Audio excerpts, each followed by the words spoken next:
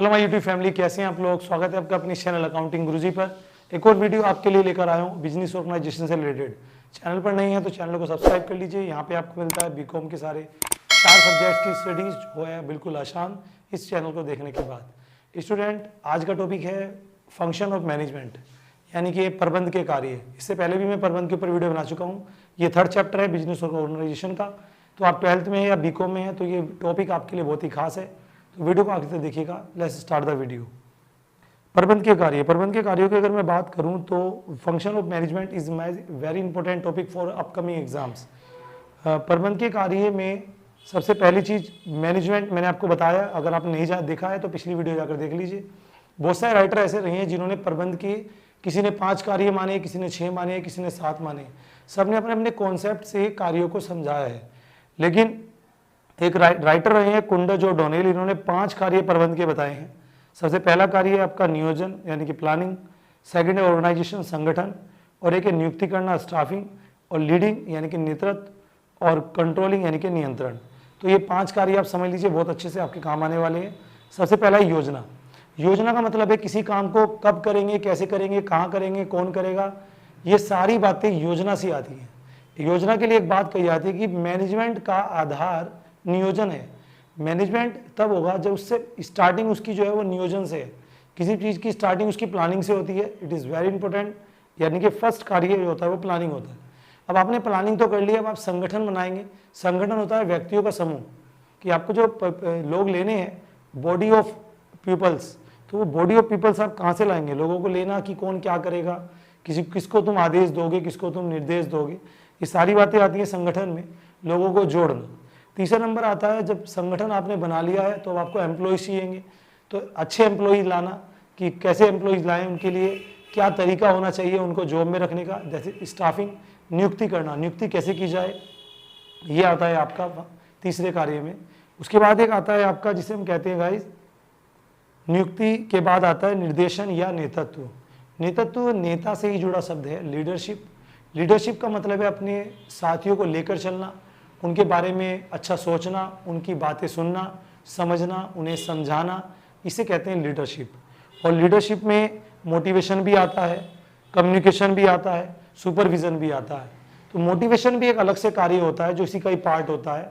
जी हाँ दोस्तों, मोटिवेशन का मतलब होता है किसी को किसी कार्य को आगे बढ़ाने के लिए मोटिवेट करना। जैसे किसी ने कोई अच्छा काम किया है तो उन्हें आगे बढ़ाने के लिए प्रेरित करना। ये 2 तरह से हो सकता है, आप उनकी पीठ थपथपा दीजिए या आप उनको प्राइज़ दे दीजिए।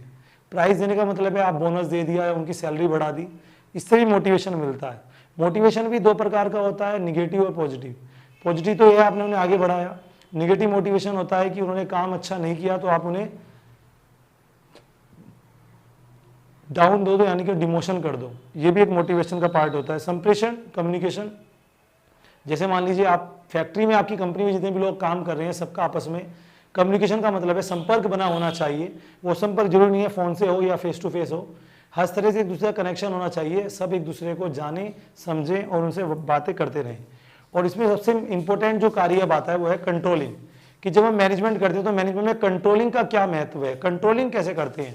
तो कंट्रोलिंग का मतलब है कि ऊपर से लेकर नीचे तक जितने भी मैनेजमेंट के लोग होते हैं, अधिकारी होते हैं, एडमिनिस्ट्रेशन होते हैं, वो सब कंट्रोलिंग करते हैं कि कौन क्या कर रहा है, कैसे कर रहा है, उस चीज़ों को, उसके बारे में सारी चीज़ें देखी जाती हैं, यानी कि उनकी जवाबदेही कहीं ना कहीं हो जाती है।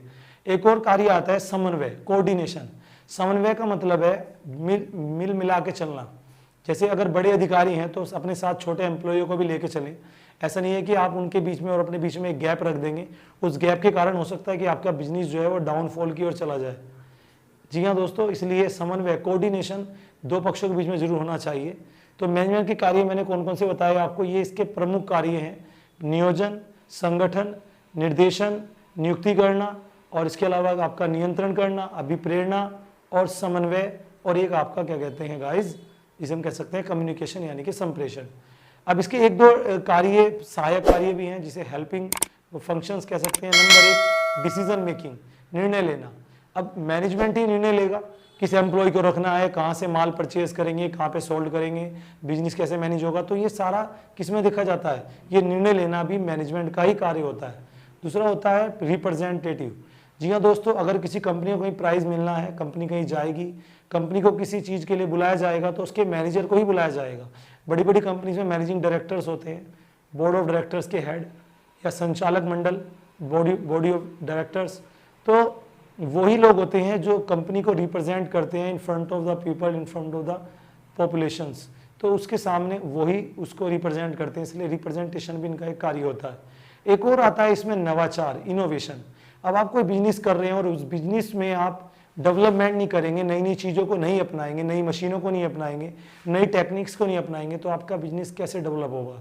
इसीलिए नई नई चीज़ों को अपनाने के बारे में भी किसका काम होता है, ये भी एक मैनेजमेंट का काम होता है कि नई नई चीज़ों के बारे में विचार करें, क्योंकि एम्प्लॉयज़ को तो जैसा आप कहोगे वो वैसा ही करेंगे, वो इतनी बड़ी डिसीजन नहीं ले सकते। तो ये सारे कार्य हैं मैनेजमेंट के, इन्हें नोट कर लीजिए, ये आपके काम आएंगे in upcoming exams. It is very must important topic. और thank you for seeing the video till the end. और if you are new on my channel तो अभी subscribe the press the bell icon. मिलते हैं अगली video के साथ।